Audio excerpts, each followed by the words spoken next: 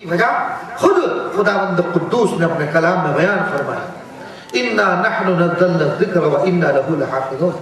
یہ قرآن ہر قسم کے ریب اور شکوک اور شبہات سے بالا تر کیوں ہے؟ اس لیے کہ خداوند قدوس نے فرمایا کہ اس قرآن کو ہم نے نازل کیا اور ہم ہی اس کی حفاظت کرنے والے ہیں۔ ظاہر بات ہے دوستو، جب قرآن کا محافظ خداوند قدوس ہے، کون اس کے اندر رد و بدل کر سکتا ہے؟ کون اس کے معنی اور الفاظ کو بدل سکتا ہے؟ کون اس کے مفاہیم کو بدل سکتا ہے؟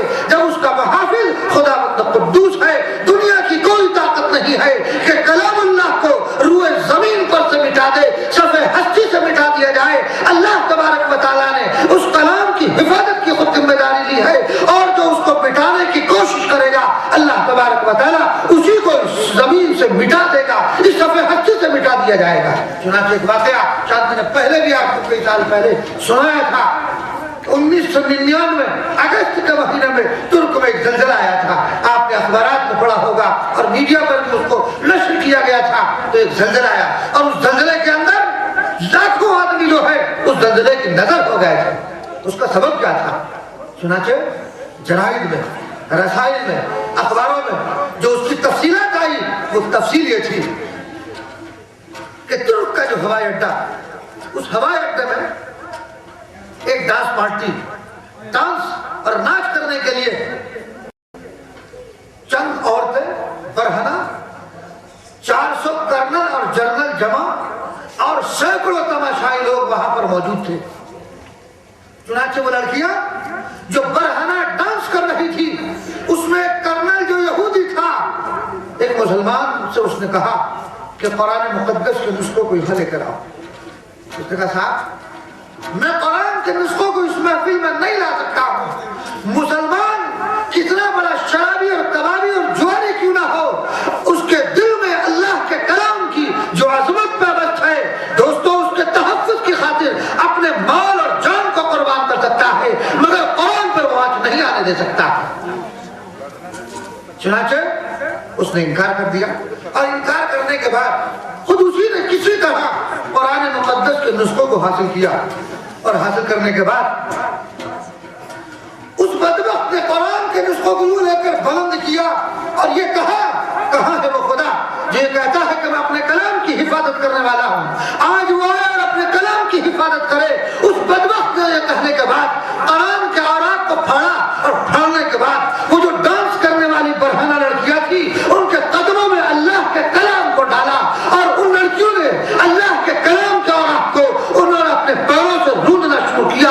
اللہ کی قدرت کا نظارہ دیکھیے کہ اس کے چہرے پر ایک بدہوا سی تاری ہوتی ہے، وہ ہوائی اڈے سے باہر نکلتا ہے، اللہ کی قدرت کا نمونہ دیکھتا ہے کہ ایک ہوا کا بگولا ہے جو بہت تیزی کے ساتھ چلا رہا ہے، اور آن کی آن میں اس پورے ہوائی اڈے کو گھیر لیتا ہے، اور گھیرنے کے بعد وہ ہوا کا بگولا اس ہوائی اڈے کو، ان کرنلوں اور جنرلوں کو، ان ڈانس کرنے والی لڑکیوں کو، ان تماشائیوں کو اٹھا کر قریب میں سمندر کا پھینک دیتا ہے۔ آج تک سائنسداں اس بات کا پتہ نہیں لگا سکے کہ وہ ہوائی اڈہ کہاں گیا، وہ کرنل اور جنرل کہاں گئے، وہ تماشائی کہاں گئے، وہ ڈانس کرنے والی لڑکیاں کہاں گئی۔ آج تک سائنسداں اس بات کا پتہ نہیں لگا سکے، اور نہ لگا سکتے ہیں کہ جب اللہ کی طرف سے کوئی عذاب آیا کرتا ہے اس کی کلاه کو کوئی نہیں پہنچ سکتا ہے، اس کی تہ تک کوئی انسان نہیں پہنچ سکتا ہے۔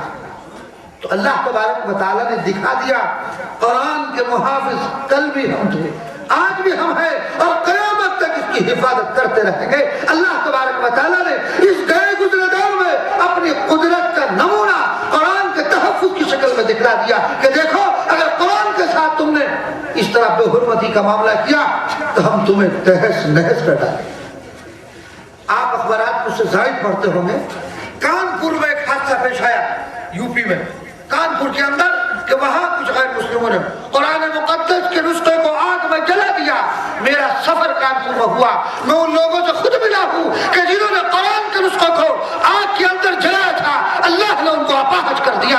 کوئی ٹانگ سے معذور ہے، کوئی دماغ سے مفلوج ہے، کسی کے ہاتھوں پر فالج پڑ گیا، کسی کے پورے جسم پر اللہ نے فالج ڈال دیا۔ تو اللہ کے کلام کے ساتھ بے حرمتی کا معاملہ اگر کیا گیا تو خداوند قدوس اس کو بخشنے والے نہیں ہیں۔ دوستو یہ قرآن تحریف سے پاک کیوں ہے؟ اس لیے کہ اللہ اس کے محافظ ہے۔ خداوند قدوس اس کی حفاظت کرنے والے ہیں، اس لیے کوئی اس کے اندر تغیر و تبدل نہیں کر سکتا ہے۔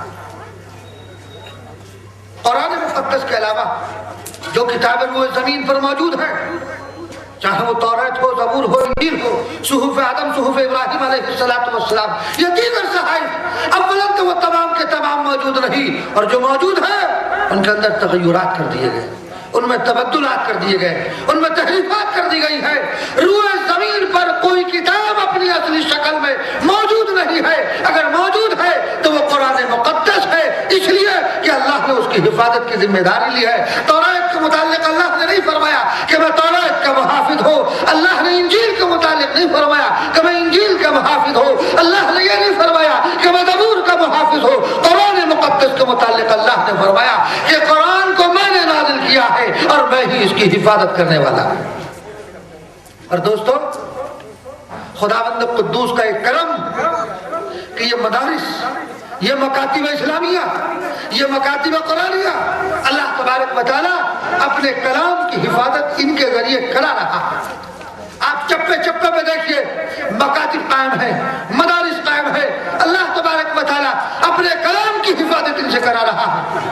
لیکن دوستو، ہمیں اس پر نازا نہیں ہونا چاہیے کہ ہم قرآن کی حفاظت کر رہے ہیں، نہیں، اللہ نے ہمیں اس کام کے لیے منتخب کر رکھا ہے، اس کا شکر کرنا چاہیے خداوند قدوس کا، کہ خداوند قدوس نے ہم جیسے نالائقوں کو اپنے قرآن کی خدمت کے لیے قبول کر رکھا ہے۔ ورنہ دوستو، اپنا ذاتی کوئی کمال نہیں، وہ ہمارا کلام کی حفاظت وہ ہمارا محتاج نہیں ہے۔ بیت اللہ کی حفاظت وہ پرندوں سے کرا سکتا ہے۔ جب ابرہا بیت اللہ کو ڈھانے کے لیے چلتا ہے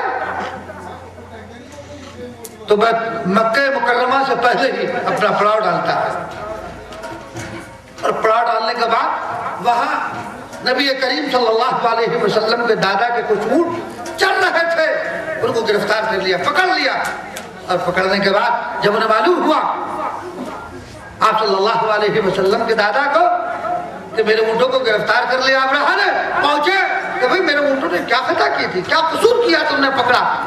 اللہ کہ بڑا تعجب ہے مجھے تم پر کہ قریش کے سردار ہو کر اپنے اونٹوں کا سوال کرتے ہو، میں تمہارے معظم اور محترم گھر کو ڈھانے کے لیے آیا ہوں، اس کے متعلق کچھ نہیں پوچھتے، کچھ نہیں کہتے۔ اللہ کے بات دراصل یہ ہے، ان اونٹوں کا مالک میں ہوں، اس گھر کا مالک اللہ ہے، وہ اپنے گھر کی حفاظت خود کرے گا۔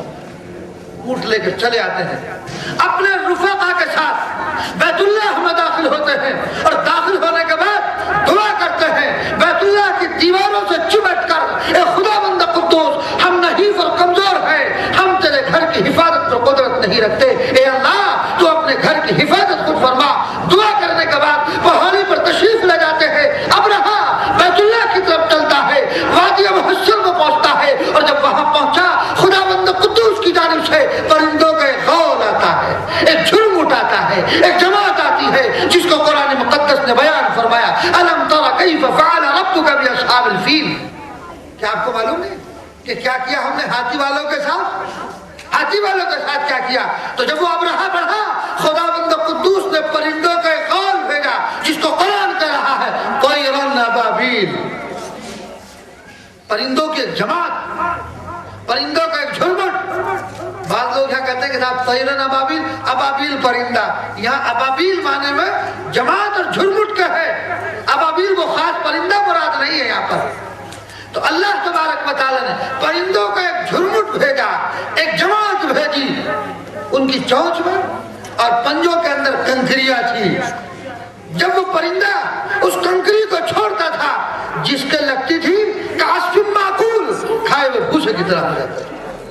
جیسے جانور بھوسے کو کھا لیتا ہے اور کھانے کے بعد جو اس کی کیفیت ہوتی ہے، اسی طرح اس کا حال ہو جاتا تھا۔ تو اللہ تبارک و تعالیٰ نے اپنے گھر کی حفاظت پرندوں سے کرا لی۔